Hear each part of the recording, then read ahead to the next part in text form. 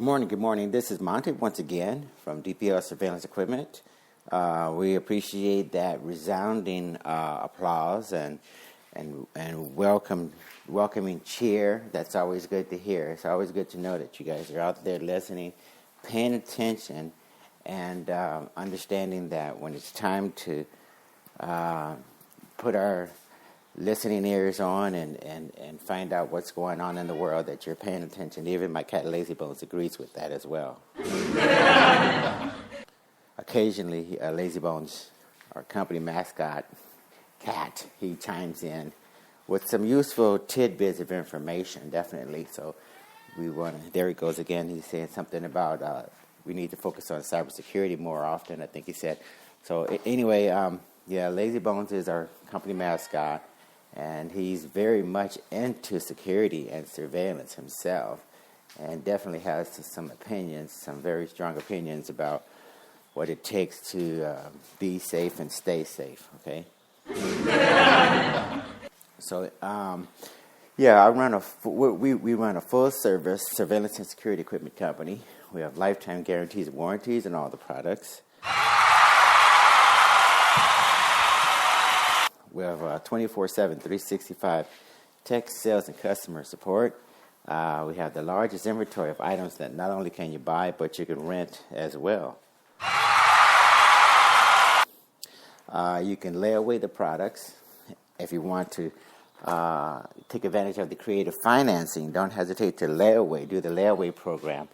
And within weeks or months or whatever, you can have the same state-of-the-art law enforcement grade products that the FBI and the CIA and all these guys use as well. So take advantage of that. You basically tell us how much to charge you on a weekly or monthly basis for your layaway, and we charge your credit card appropriately. And included with that last payment is going to be the shipping fee. Whether it's ground, second day, 3-day, overnight, or whatever, we're going to include that shipping fee with the last payment, and then send your item out to you. Okay. What else? So that's the layaway program. It's really creative financing that we've come up with throughout the years. As the economy ebbs and flows, sometimes it's good times in the economy, sometimes not so good.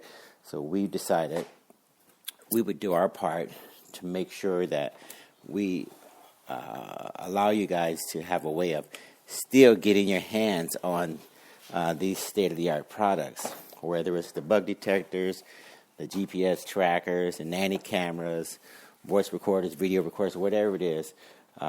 We think average everyday people should be able to get their hands on the same things that the CIA and law enforcement people are using on a daily basis.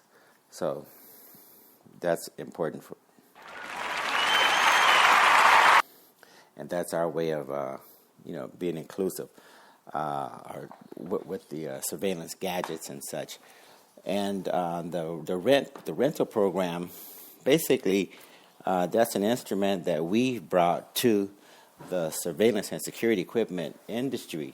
Before we came along, it was pretty much unheard of for you guys to have a good choice of renting bug detectors and trackers and cameras and all the things that you like to get your hands on, right? Either you had to buy it outright or you didn't get it at all, pretty much. So I don't know why the industry had no clue that was a valuable area to look into where we can help people. But of course, I see things a lot of times that other people or other companies don't see, and that was an area definitely that was lacking, and there was a demand, and there is a demand there. So we decided to fill that void, and we've been doing so successfully for about 20 years. We've been placing these spy gadgets, counter surveillance products, et cetera, into the hands of people by way of the rental program, in addition to the layaway program. So, and then we also have a very, very large video library. We also decided a long, long time ago that we would take the videos over the years, put them in a huge library on our website. No need to go to YouTube if you don't have to. If you're already on our website, just go to the top of each page and look for the link that says Video Library. It's that simple. Click on it. Look at the videos. Watch us demonstrate bug detectors, GPS trackers, nanny cameras, etc., etc. We want to make these things as easy as possible. So that's what you do. You just go to the home, go to any page on our website. Go to the top and look at video. Look at the video library link, and rather click on it and look at the videos, the demonstration videos, and the articles. Same thing. Articles are that's a link at the top of each and every page. Go there, take a look at it, click on the link, and look at and read about cell phone jammers and blockers. Read about cell phone interception and spy phone prevention. Read about electrical hypersensitivity. If you're a targeted individual, read about that. If you're being electronically harassed, read about that. There's a number of different things we want you guys to take advantage of and educate yourself on. At DPL Surveillance Equipment, we're probably one of the very few companies that stress education, and to the point where we put a major emphasis on education. We want you guys to have to be brought up to snuff on all of these different things as much as possible. So when you leave our website, when you buy our products, when you rent our products, you're definitely going to learn a lot more than you ever would have as compared to working with the other companies whose major focus is the same as usual, business as usual with those guys. They just want to sell their pieces of plastic products and then send you on your way, okay? And but we believe that you deserve a lot more. So that's what you get at DPL Surveillance Equipment. You get an education. And the anti-terrorist products, lastly, is an area where we're trying to make the world a safer place as much as possible. Our explosive detectors, our narcotics detectors, our X-ray baggage scanners, first of all, are hardened for cybersecurity threats. In other words, the hackers and such have a very, very difficult time trying to compromise our systems, our explosive detectors, X-ray baggage scanners, and narcotics detectors, because we've hardened them to keep the hackers out. We've learned over the years that hackers have been targeting particularly the systems in the airports. If they can compromise those systems, then they can send people through the airport screening and security sections without being noticed, without having narcotics detected, without having explosives detected. And we figured, okay, we need to do something about this. So we went to our engineers and told them, when we manufacture our anti-terrorist products, we want them hardened from the get-go, from the very beginning, from day one. This is not an afterthought or an add-on. From the very get-go, from the foundation out, we want our anti-terrorist products to be hardened to keep the hackers and the terrorists out. So anyway, that's about it for the terrorist-related stuff, except for the war on drugs. We just want to emphasize that we have upgraded the database in some of our narcotics detectors. And by the way, we upgrade our firmware on our narcotics detectors and X-ray baggage scanners and explosive detectors all the time to include the latest threats, whether it be carfentanil or fentanyl narcotics, whether it be some exotic form of explosives or something. We want to incorporate all of those things immediately into our database by way of firmware upgrade. So that's what you get with our anti-terrorist products. You get the ability to get the latest, greatest updates to counter the threats that are out there now, that are going on right now as they happen.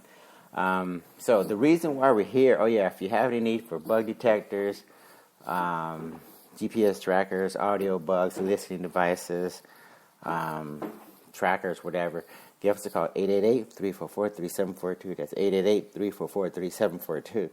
Now, today's session is all about a vulnerability in the cellular service providers. The companies who provide our cellular service, even wired communication services, even though wired has basically been phased out pretty much. No matter where you go, it's going to be difficult to find wired phone service. The wireless services are more predominant, more prevalent, but both of them have a security vulnerability. And I want you to get your pencils and papers out and write this down. It's called SS7, like Sam number 7. That's SS7, otherwise known as Signaling System 7. That's Signaling System 7. Now, this is a protocol that was basically developed in the 70s, and it's designed to offer interoperability. In other words, we want to be able to travel from region to region, place to place, and still get cell phone service, still be able to make phone calls, receive phone calls, have that signal handed off from one carrier to the other, no matter where you go, right? It's a major convenience when you're traveling to know that we can roam, we can still talk on the phone, we can still send text messages, and have that signal, have that service handed off seamlessly from carrier to carrier, no matter where you are, right? It's something that should be done in the background, and we shouldn't have our calls and text messages or whatever interrupted because the systems are not interoperable. They need to be interoperable, and that's what we're getting with Signaling System 7. But the problem is, since this protocol was developed in the 70s, when hacking and those types of threats wasn't an issue, now we have a very, very weak protocol that allows us to send text messages, make phone calls, receive phone calls, roam throughout the city, state, country, or the planet. And it's very, very weak as far as protecting our conversations. As a matter of fact, a number of banks in Germany, the customers have had their bank accounts drained. And I'm going to connect this podcast to an article where there's going to be video playlists as well, talking about Signaling System 7 and what it means, what the vulnerabilities are, and allow you guys to copy and paste information, give it to your telco or your service provider, whether it's Verizon, T-Mobile, Sprint, Orange, Rogers, whoever they are. Get on the phone with them like I did yesterday. I literally had to get on the phone and talk to customer service. You can start off with customer service. Tell them we need to address a security vulnerability that allows my two-factor authentication to be compromised.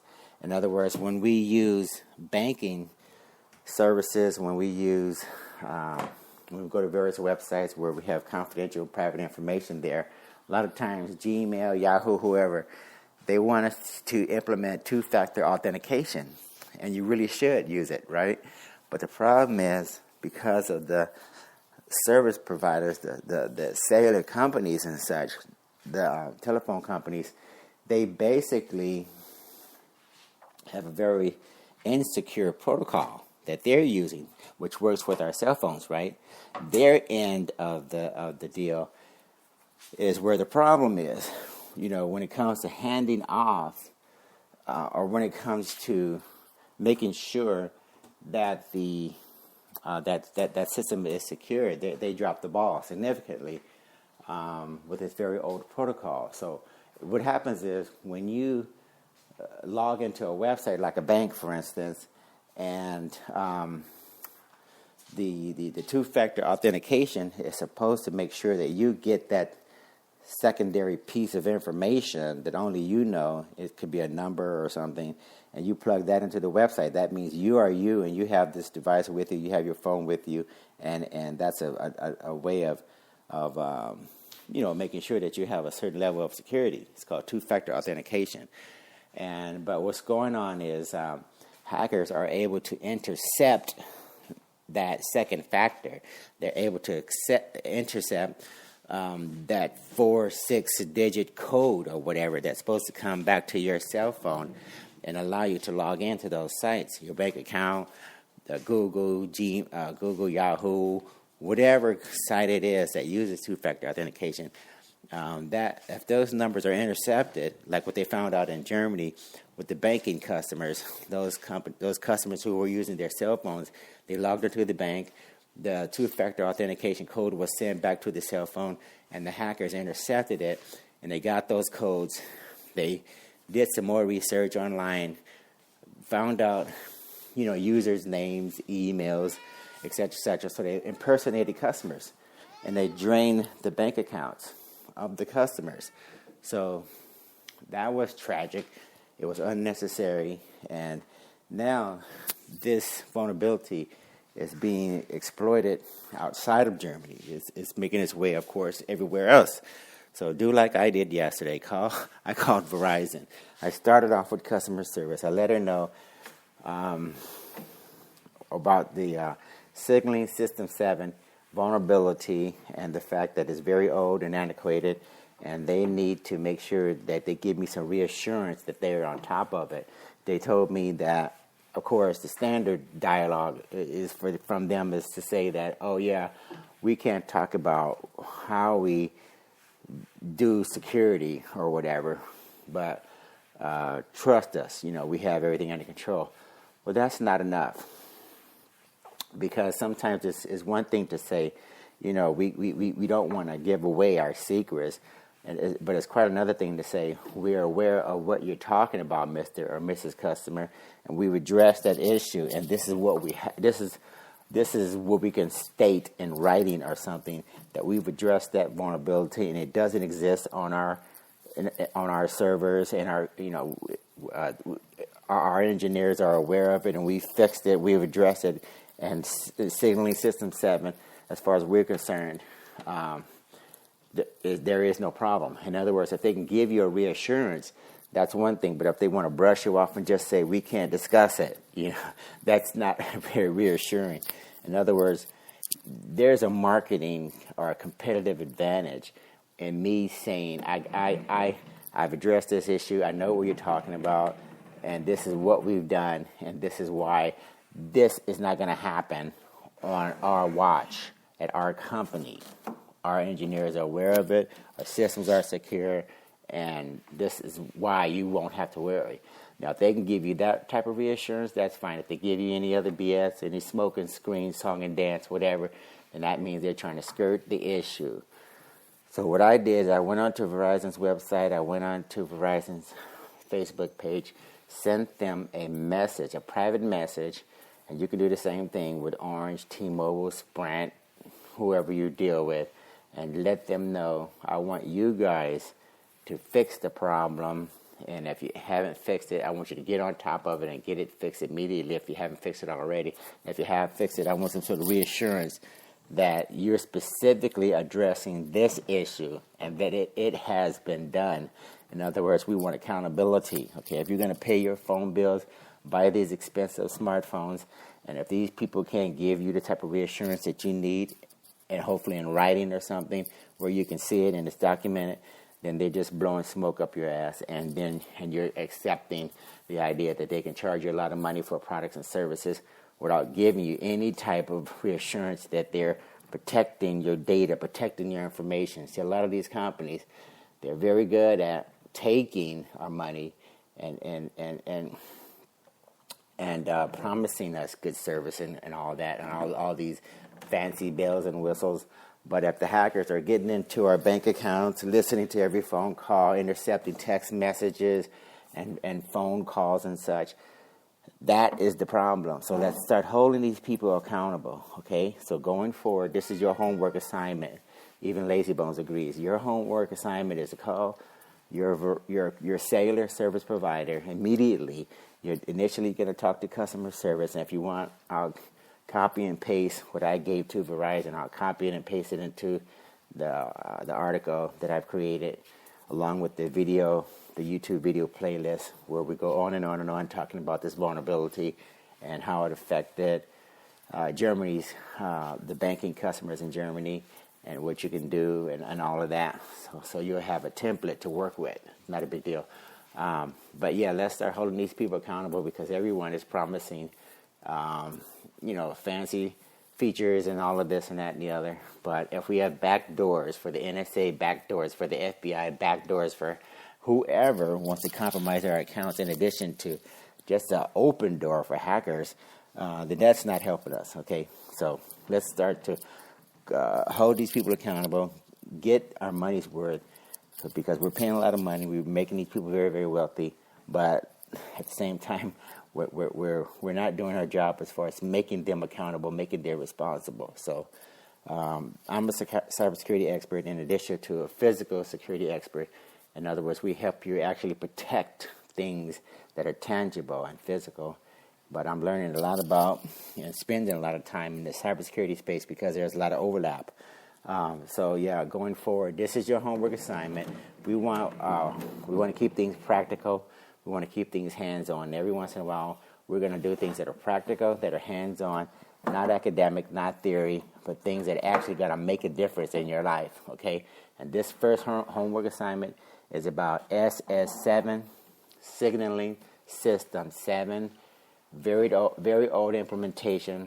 It basically allows us to travel, roam, send text messages, whether I'm in Verizon's territory, whether I'm in T-Mobile's territory, whether I'm going into Sprint's territory. My text messages, my phone calls, everything is supposed to be handed off seamlessly from one carrier to the other. And it also allows tracking, okay? When you log in, when you go into an area in the bank, see, a lot of times the banks want to know where you are, right? And Signaling System 7 tries to find out whether or not this customer is indeed the same customer from the bank that it looks like it is. In other words, they're trying to make sure that they use these protocols to make sure you're the right person by tracking you. But if the system is not secure, that's an issue, because that means now the hackers, that means the bad guys, that means government, that means anyone can track us, right? That means my tracking location, GPS information is wide open. Everybody's looking at it at that point. So there are some fixes, and the phone companies can do more and get right on top of this and get it taken care of. There's senators and there's congressmen who are trying to put the pressure on the phone companies, and the FTC and the FCC, the Federal Communications Commission, is supposed to be all these guys are supposed to be getting involved and trying to get this massive hole patched and fixed. But it's going to take a little bit of it's going to take for us to get involved as well, because people get lazy in Washington, people get lazy in corporate America, or wherever, even outside the United States. And we don't need to drag our feet on this one, okay? This is a major issue. But as the other major issues come up, I'm gonna bring them to your attention. We're gonna make homework assignments for all of us, so we can start making the world a safer and a more competitive place. And it sounds like Lazy Bones definitely understands the significance of this as well, okay? So that being said, I'm going to log off. And if you have any need for bug detectors, X-ray baggage scanners, body-worn hidden cameras, audio bugs, listening devices, digital video recorders, voice recorders, etc., don't hesitate to give us a call. Again, we have lifetime guarantees and warranties, and 24/7, 365 tech sales and customer support. We appreciate it when you guys join us in these sessions. And as we like to say at the conclusion of every session, share this with a friend, relative, enemy. We really don't care who you share it with. Just share it with someone, and let's see if we can help make the world a safer place. Okay? You guys have a great day. Thanks. Take care. Bye.